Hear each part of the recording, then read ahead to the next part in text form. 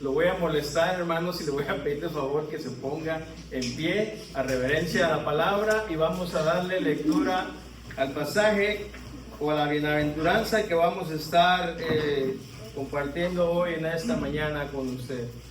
Y quiero por favor que le demos lectura desde los versículos 1 hasta el versículo 6 del Evangelio de Mateo capítulo 5.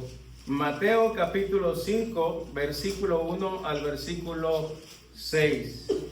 Dice la palabra del Señor: viendo la multitud, subió al monte y sentándose vinieron a él sus discípulos. Y abriendo su boca les enseñaba diciendo: bienaventurados los pobres en espíritu, porque de ellos es el reino de los cielos. Bienaventurados los que lloran, porque ellos recibirán consolación. Bienaventurados los mansos, porque ellos recibirán la tierra por heredad.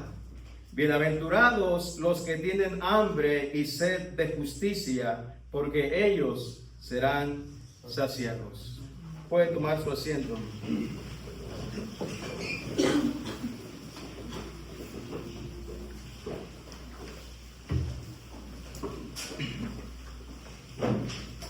Le voy a pedir de favor que si ve a su vecino por ahí que se está durmiendo, ya sabe lo que tiene que hacer, hermano, póngale un codazo y dígale: no te duermas, aún no terminamos.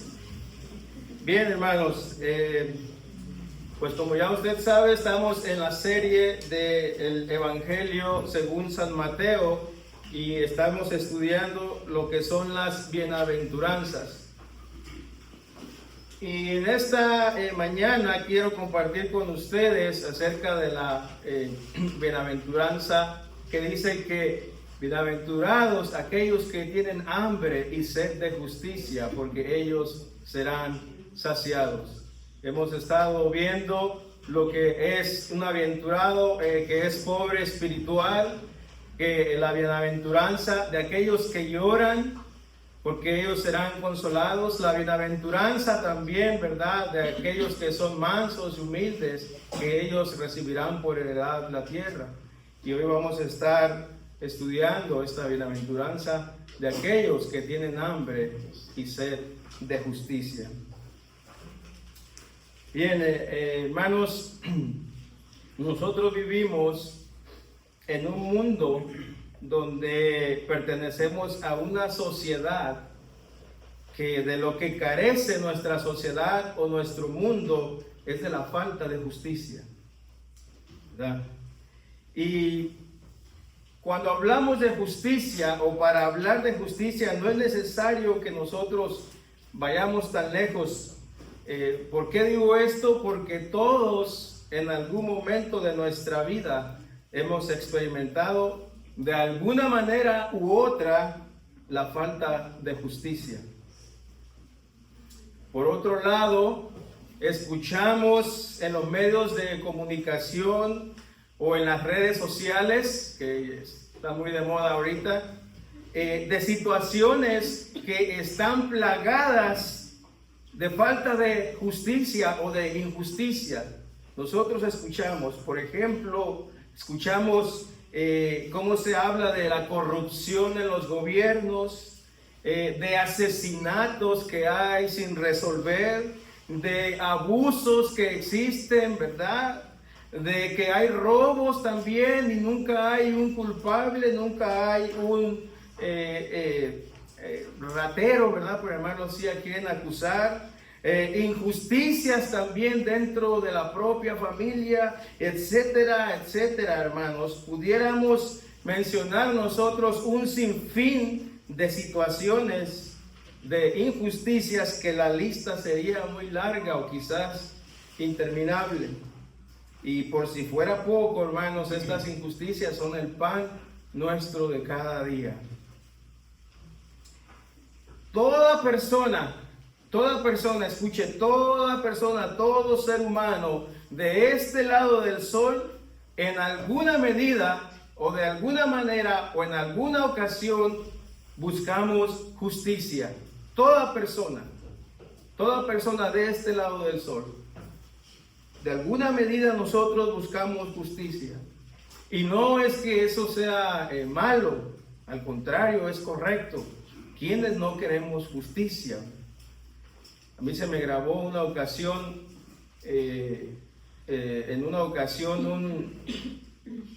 una situación que tuvo que enfrentar un abogado aquí en este país, y él dijo: nosotros vivimos, desafortunadamente, estas son las palabras, no son mías, dijo, vivimos en un país donde hay muchas leyes, pero hay muy poca justicia. Entonces todos, hermanos, en algún momento de este lado del sol anhelamos justicia, y eso es algo correcto, es algo bueno. Pero sin embargo, y aquí está la palabra, sin embargo, cuando nosotros leemos la Escritura, y en este caso específico de Mateo capítulo 5, el versículo 6, donde nosotros vemos el Sermón del Monte, tenemos nosotros que considerar a qué se refiere nuestro Señor Jesucristo cuando dice que son bienaventurados los que tienen hambre y sed de justicia. Bienaventurados los que tienen hambre y sed de justicia. Y ese es el meollo del asunto, hermano. Ese es el meollo del asunto. Por lo tanto, hay algo que se hace necesario que nosotros debemos de tener claro cuando leemos las bienaventuranzas. ¿Y a qué me refiero con esto? Y quizás pueda sonar chocante esto que voy a decir, pero es la verdad. Es la verdad. Cuando nosotros estudiamos las bienaventuranzas, nos vamos a dar cuenta, o podamos darnos cuenta, de que Jesús se está dirigiendo, o nuestro Señor Jesucristo se está dirigiendo particularmente a un grupo de personas. En este caso me refiero a creyentes, a aquellos que ya somos cristianos. O dicho de otra manera, estas bienaventuranzas, por eso es que digo que pueda sonar chocante, no son para los inconversos. No son para los inconversos. ¿Y por qué estoy diciendo esto? ¿Por qué dice eso el hermano Héctor? Bueno, porque nosotros podemos verlo desde que nosotros empezamos a leer las bienaventuranzas a partir del versículo 3. Lo que nosotros vemos en la primera bienaventuranza es que nuestro Señor Jesucristo dice: bienaventurados los pobres en espíritu. Y escuche lo que dice: porque de ellos es el reino de los cielos. Bienaventurados los pobres en espíritu, porque de ellos es el reino de los cielos. Hermanos, aquí está diciendo que no serán bienaventurados o no van a ser bienaventurados, sino que dice que ya son bienaventurados, porque de ellos es el reino de los cielos. Por lo tanto, estas bienaventuranzas van dirigidos a nosotros, al creyente, al cristiano, a la iglesia. Y aquellos pobres en espíritu son aquellos que hemos reconocido nuestra condición espiritual, que estamos en bancarrota espiritual, que no tenemos ni podemos hacer nada para liquidar una deuda que tenemos pendiente con Dios. Y es allí donde entra nuestro Señor Jesucristo, porque Él paga nuestra deuda. Por lo tanto, las bienaventuranzas es para el creyente, hermano. Y no es que aquellos que aún no son creyentes o que aún no son convertidos no puedan abrazar las bienaventuranzas. No es que no les puedan gustar. No es que no puedan pretender ellos cumplirlas para llegar a ser parte del reino de los cielos. No es que no puedan. Sin embargo, es que se debe de entender que las demandas de las bienaventuranzas son sumamente altas, hermanos, que el inconverso no podrá cumplirlas. Además de que está equivocado al tratar de llevar a cabo o cumplir las bienaventuranzas para entonces poder alcanzar el reino de los cielos. Porque para llegar al reino de los cielos, hermanos, no es por obras.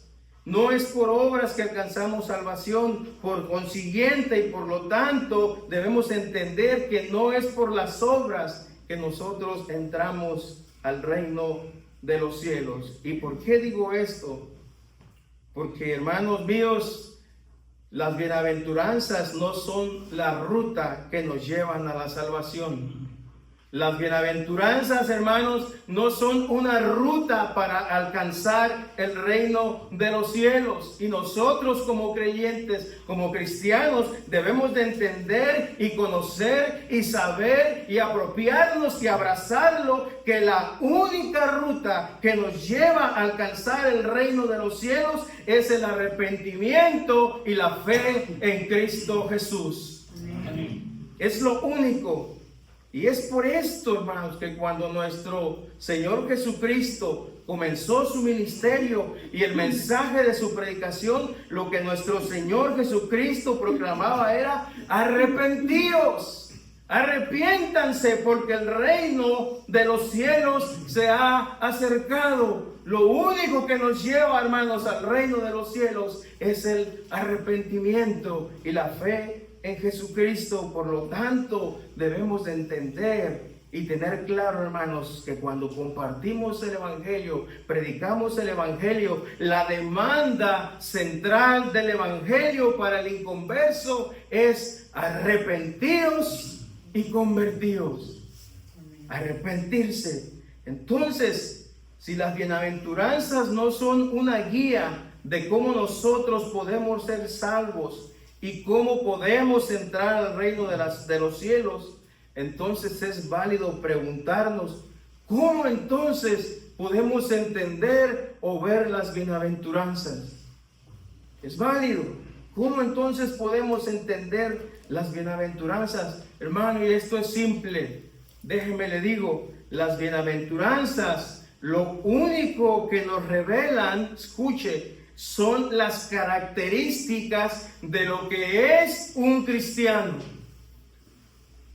Las bienaventuranzas, lo único que nos revelan son las características de lo que es un verdadero creyente cristiano. ¿Qué digo esto? Porque un cristiano, hermano, es una persona que reconoce su pobreza espiritual. Y como consecuencia de reconocer su pobreza espiritual, se lamenta por el pecado de los demás, se lamenta por el pecado del mundo. Y no nada más eso, sino que llora por su propio pecado. Y no nada más eso, cuando él reconoce su pobreza, cuando él llora por su pecado, eso lo lleva a tomar una postura de humildad y mansedumbre. De humildad y mansedumbre. Por lo tanto, o por consiguiente, el hambre y sed de justicia que se menciona en el Sermón del Monte, escúcheme, no es el tipo de justicia que busca toda persona que vive de este lado del sol, ni tampoco es el tipo de justicia del que se habla en estos tiempos, porque como lo mencioné al principio, toda persona, creyente o no creyente, de este lado del sol busca justicia. Pero esa justicia no es de lo que estamos hablando en esta mañana. Martin Lloyd-Jones, en su comentario del Sermón del Monte, él dice: en estos tiempos se habla de una especie de justicia o moralidad general entre naciones. Se habla mucho de la santidad de los contratos internacionales, del cumplir los tratados, del cumplir la palabra, de la honestidad en el trato y de todo lo demás. Escuche, los hombres se pueden poner elocuentes cuando hablan de cómo los países amenazan la paz mundial y violan los pactos, pero al mismo tiempo, escuche, son infieles a sus esposas y a sus propias obligaciones matrimoniales y a las promesas solemnes que hicieron. Al Evangelio no le interesa esa clase de palabrería. El concepto de justicia en el Evangelio es mucho más profundo. Esto lo dice Martin Lloyd Jones. Entonces no es el tipo de justicia. Podemos, como lo menciona él, levantarnos y pararnos el cuello, ¿verdad? Para hablar de la paz mundial, de que hay que implementar programas, etcétera, para llevar a cabo la justicia. Pero cuando se da la vuelta, está quebrantando la solemnidad del matrimonio, miente para llevar a cabo situaciones, o etcétera, etcétera, situaciones que pudiéramos mencionar, hermanos. Pero entonces, si no es esa justicia, surge la pregunta, entonces, ¿de qué justicia estamos hablando? ¿De qué justicia estamos hablando?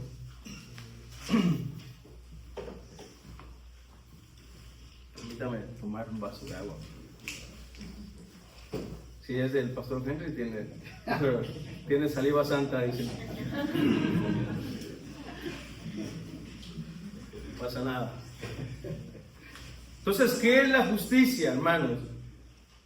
Bien, la palabra justicia en muchos pasajes del Antiguo Testamento se usa como un sinónimo de salvación. Como un sinónimo de salvación.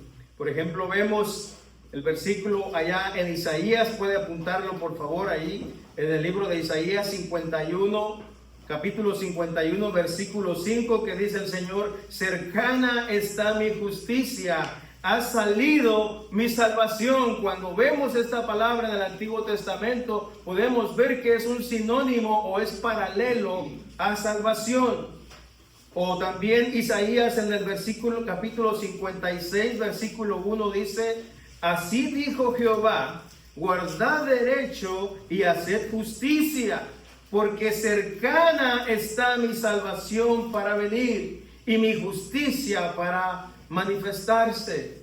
Y cuando nosotros vamos a las cartas del Nuevo Testamento, nosotros vemos allí en la epístola a los Romanos, capítulo 1, versículos 16 y 17, que Pablo dice: porque no me avergüenzo del evangelio, porque es poder de Dios. ¿Para qué? Escuche, para salvación a todo aquel que cree, al judío primeramente y también al griego. Y ahí está, porque en el evangelio la justicia de Dios se revela por fe y para fe. Entonces, lo que nosotros podemos ver es que en ocasiones nuestro texto va a ser utilizado como justificación.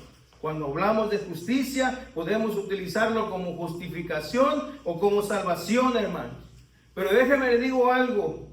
Esto va más allá de lo que es la justificación, de lo que está hablando nuestro Señor Jesucristo.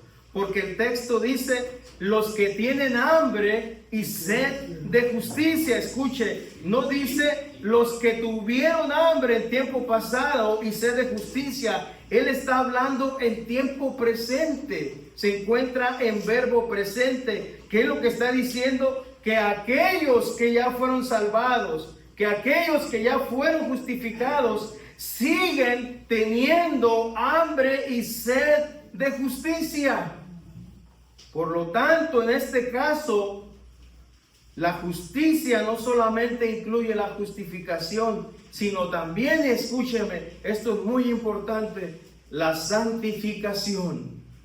La santificación. En otras palabras, hermano y hermana, el deseo de justicia, el hecho de tener hambre y sed de ella, significa en último término el deseo de liberarnos del pecado en todas sus formas y manifestaciones. En la traducción en el idioma inglés, cuando leemos esta palabra, no aparece la palabra justice. Y por ahí corríjame, por favor, si mi inglés no es muy bueno. No aparece la palabra justice, que es justicia. Cuando nosotros leemos versiones en inglés y vemos la palabra justicia o la justicia de Dios, aparece la palabra righteousness, ¿correcto? Righteousness, que es completamente diferente a la palabra simple y sencilla como justice, justicia. Y el pastor Miguel Núñez explica que cuando se utiliza esta palabra righteousness, se está haciendo referencia, escuche, al carácter moral más que a la justicia que en una corte como nosotros la conocemos. Por lo tanto, cuando hablamos de justicia, hermanos, tiene que ver con ser rectos o correctos moralmente, tener santidad y tener pasión por el Señor. El deseo de justicia, por lo tanto, hermanos, es un deseo de ser justo delante de Dios. Ya hemos sido justificados, pero es un deseo, hermanos, que debemos de tener una hambre y sed continua de ser justos delante de Dios, un deseo de liberarnos del pecado, porque el pecado, escuche, si usted no lo sabía, o si ya lo sabía, se lo vuelvo, ¿verdad?, a decir, lo único que se interpone entre Dios y nosotros es el pecado. El pecado nos impide conocer a Dios. El pecado nos impide recibir todo lo que es posible de parte de Dios. Y hermano y hermana, eso es lo que hace la diferencia entre el cristiano creyente y aquellos que no son creyentes. Las personas que no temen a Dios, las personas que no quieren saber nada de Dios, y aún el ateo más duro, más reacio, hermanos, todas estas personas en algún momento de su vida buscarán la justicia, pero no van a buscar la clase de justicia de la que habló nuestro Señor Jesucristo. Es decir, no van a aborrecer su pecado, no van a maldecir su pecado, no van a querer vivir en santidad, no van a querer vivir la correcta, santa y pura ley de Dios. Ellos van a querer justicia, pero su propia justicia como la quiere y la desea y la pide el mundo. El creyente entonces entiende que lo único que se interpone entre Dios y nosotros y lo que nos separa de Dios es el pecado.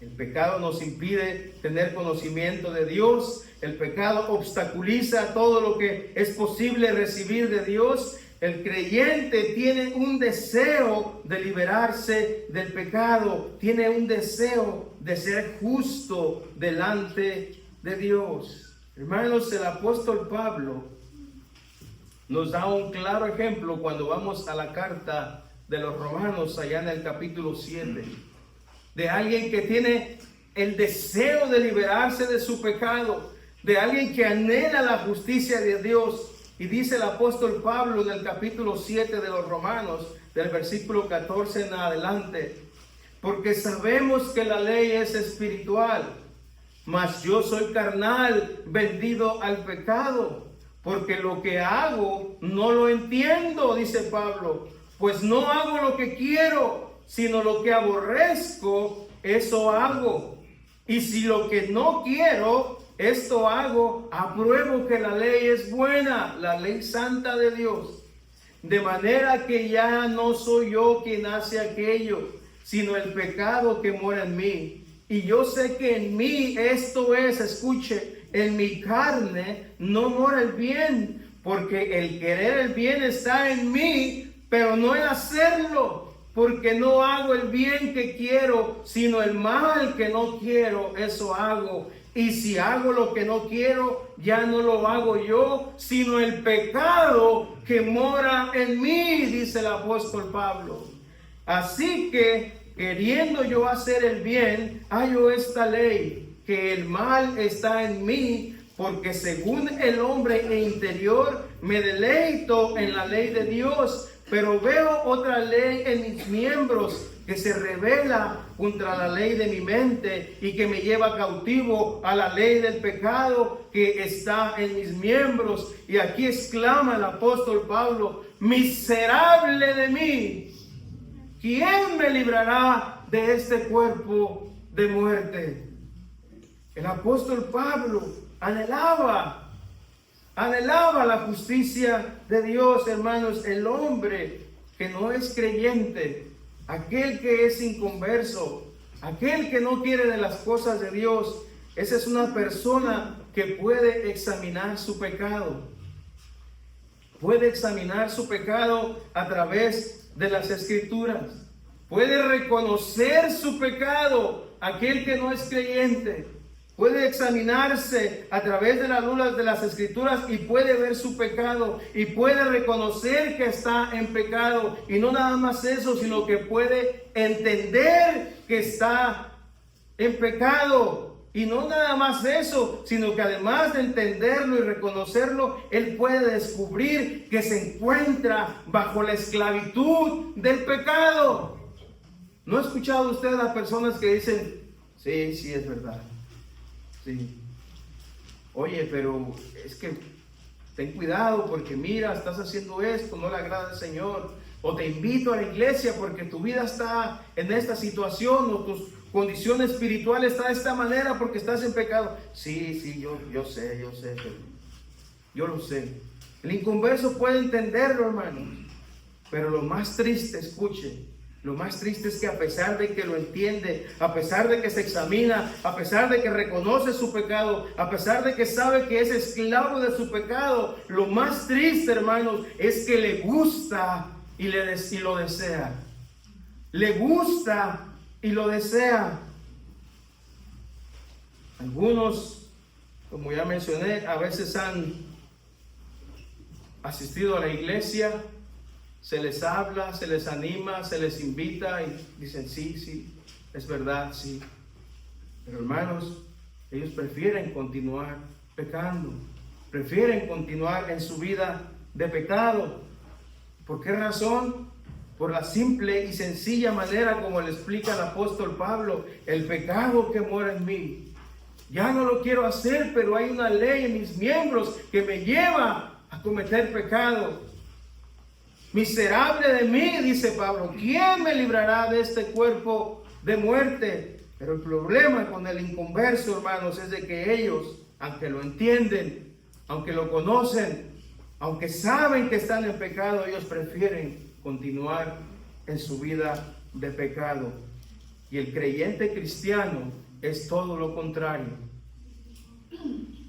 o debería de ser todo lo contrario, el creyente cristiano, porque él entiende que a pesar de que hemos sido lavados con la sangre del Cordero, de que ya hemos sido justificados, de que ya nuestros pecados fueron pagados, y que la santidad de Cristo ha sido imputada a nosotros, aún así el creyente cristiano, hermanos, sigue teniendo hambre y sed de justicia. A diferencia del no creyente, el cristiano es alguien que desea liberarse o verse libre del pecado, porque sabe que el pecado es lo que contamina la esencia de nuestro ser. Entonces, hermanos, podemos ver que hay una carrera que nosotros tenemos que correr cuesta arriba. Hay una carrera, y esa carrera que va cuesta arriba es una carrera que es en contra de los deseos de nuestra carne. En contra de los deseos de nuestra carne, de las pasiones del cuerpo, o de aquello que habla el apóstol Pablo allá en Romanos capítulo 7.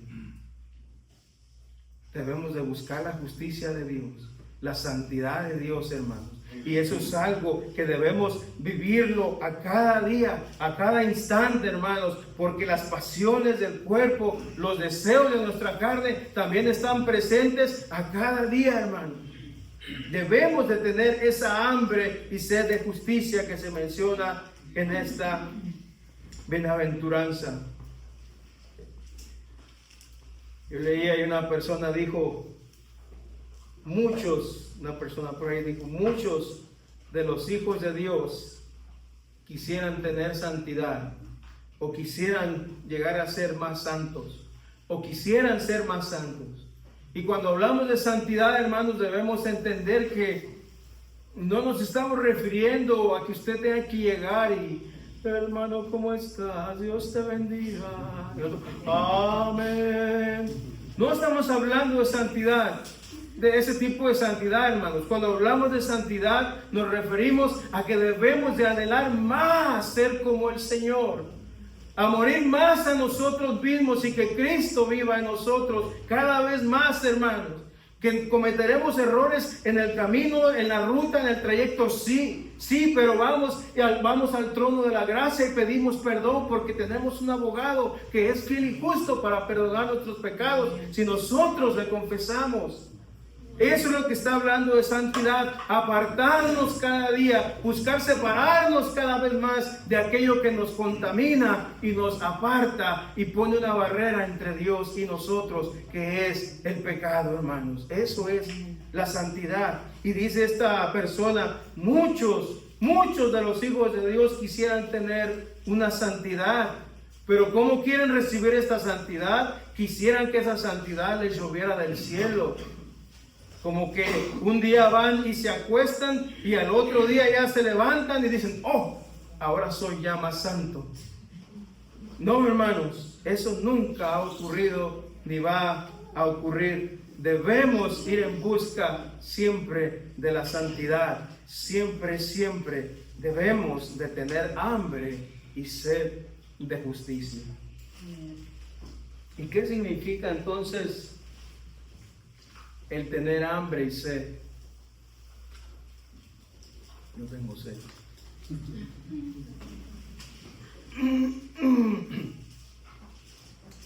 La mayoría de nosotros, hermanos, de los que vivimos en Occidente, no hemos experimentado lo que realmente es estar hambriento.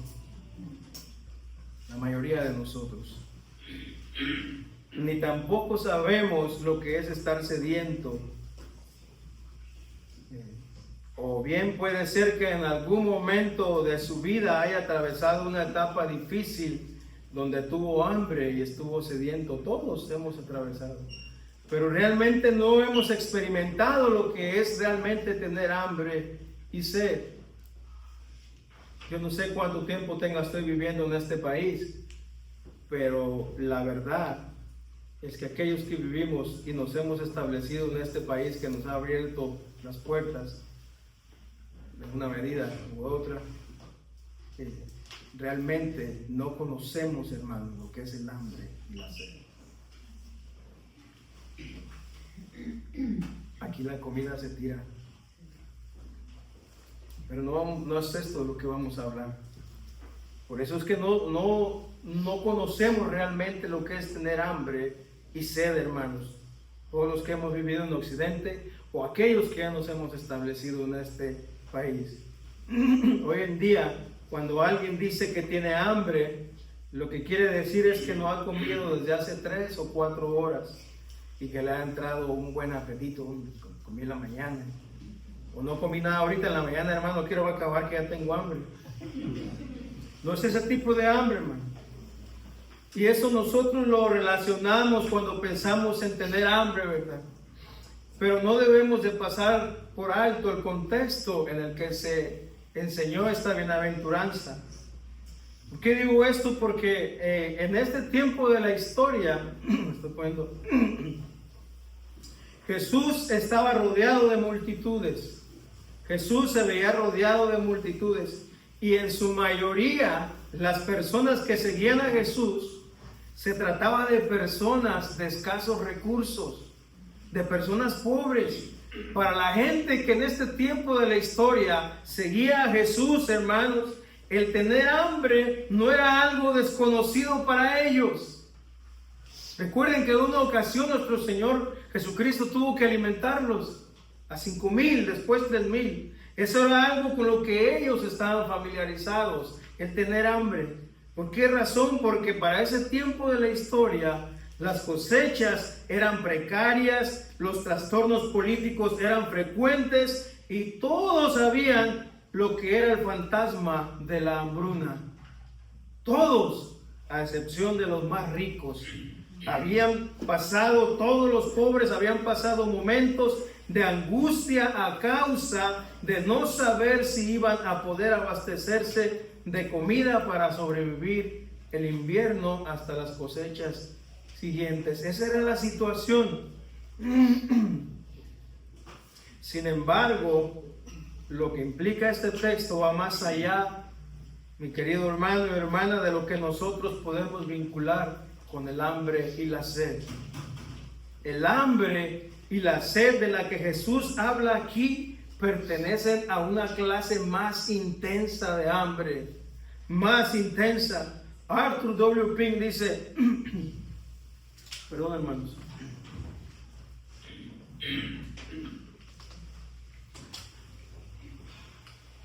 esta hambre y esta sed de la que está hablando Jesús se refieren, escuche, a un grito ahogado del corazón que ha sido renovado por Dios. Esa hambre y esa sed se refieren a un grito ahogado del corazón que ha sido renovado por Dios, un anhelo de caminar más cerca de Él y un deseo de ser conformados más perfectamente a la imagen de su Hijo. Hermanos, esto quizás pueda sonar absurdo, porque se supone que aquellos que somos cristianos y que hemos depositado la fe en Jesucristo, esto nos pueda sonar contradictorio, que nosotros debemos de tener hambre y sed, cuando la misma palabra nos enseña que nuestro Señor Jesucristo dijo en una ocasión: yo soy el pan de vida. Yo soy el pan de vida, y el que a mí viene nunca tendrá hambre, y el que en mí cree no tendrá sed jamás. Ok, Señor, ya hemos depositado nuestra confianza en ti, ya creemos en ti, ya fuimos lavados, ya fuimos justificados, ya hemos sido santificados, ya pertenecemos al reino. ¿Por qué entonces debemos de tener hambre y sed si ya se supone que te tenemos a ti y tú eres toda la plenitud? ¿Por qué? Y aquí surge entonces la pregunta: ¿puede alguien que ha sido llevado a una unión vital con Cristo, que es aquel que es el pan de vida y en quien mora toda la plenitud, puede una persona así ser hallado todavía hambriento y sediento? La respuesta, hermanos, es sí. Sí.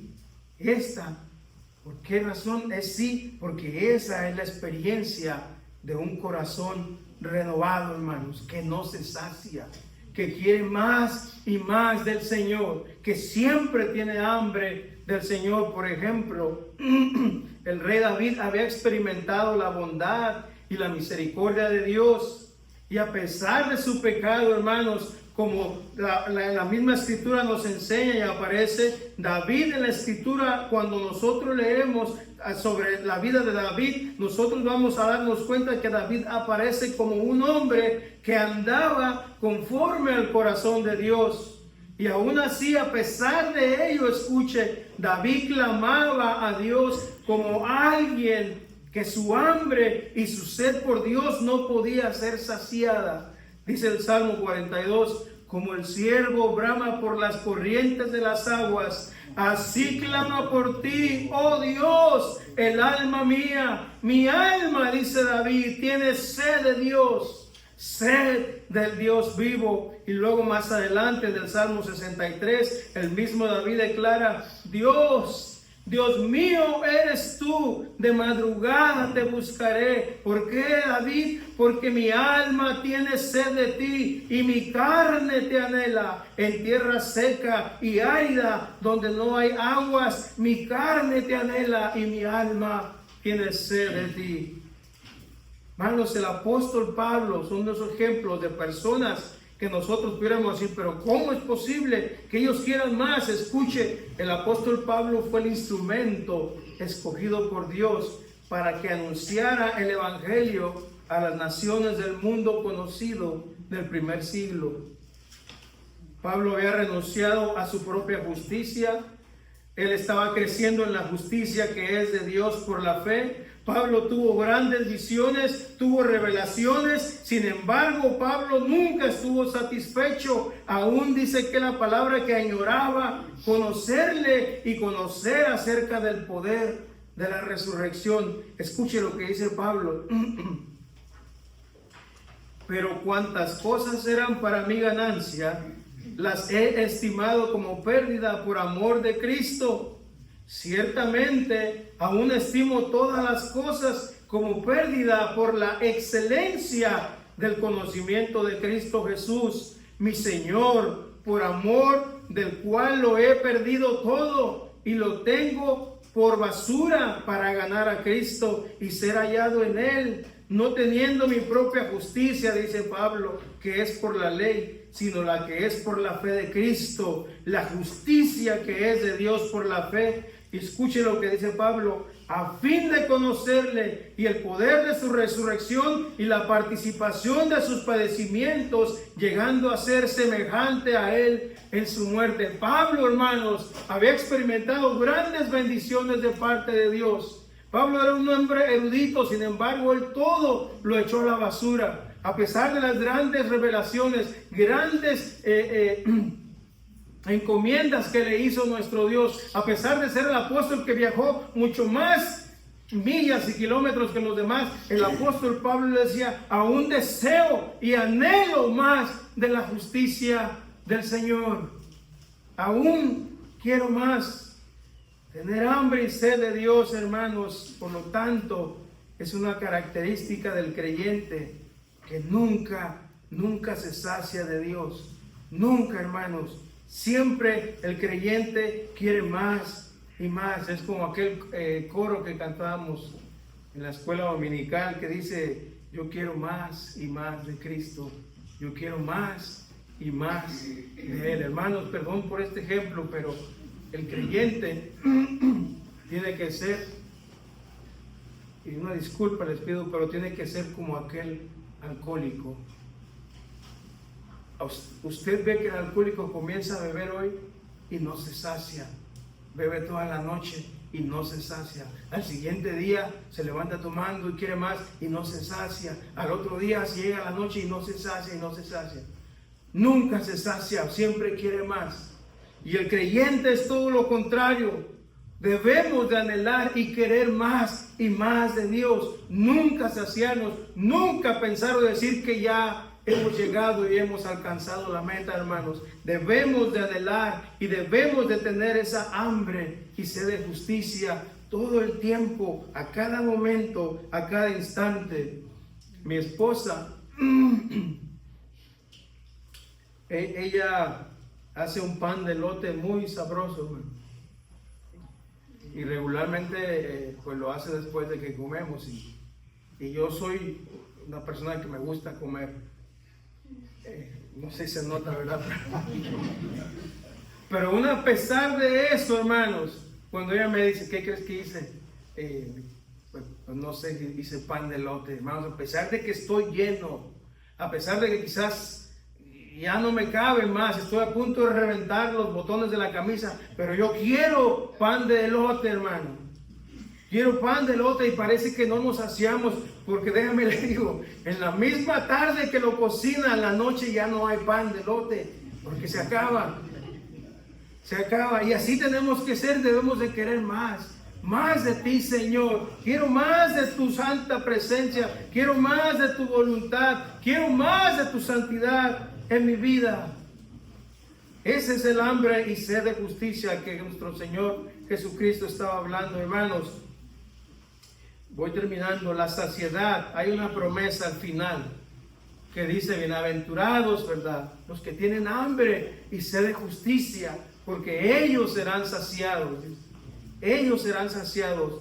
Al final de la bienaventuranza tenemos la promesa de Cristo, que esa hambre y esa justicia, hermanos, se van a terminar un día, se van a acabar, porque seremos saciados. ¿Quiénes serán saciados? Nosotros, los que hemos confiado en la justicia de Cristo, porque vamos un día a ser llenos con la bendición divina, sin ninguna mezcla de tristeza. Vamos a ser llenos con alabanza y acción de gracias a Él, porque Él produjo y Él produce en nosotros cada obra de amor y obediencia como fruto visible de su obra salvadora en nosotros. Llegará el día, hermanos, en que todos los que le pertenecemos a Cristo nos presentaremos ante Dios sin falta, sin reproche, sin arruga. Todas las manchas habrán desaparecido.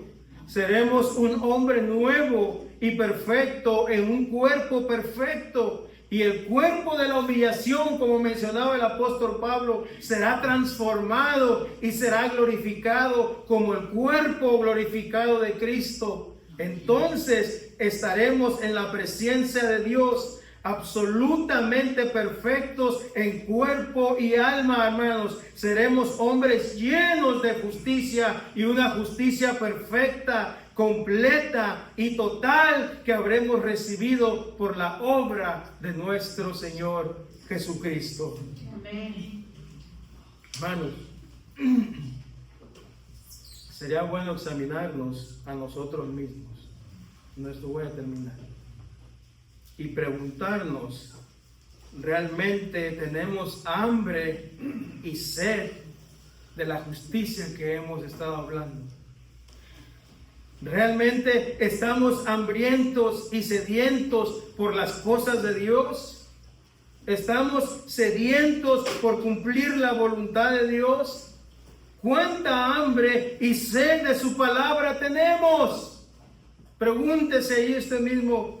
¿O simplemente está usted satisfecho con lo que es o con lo que somos?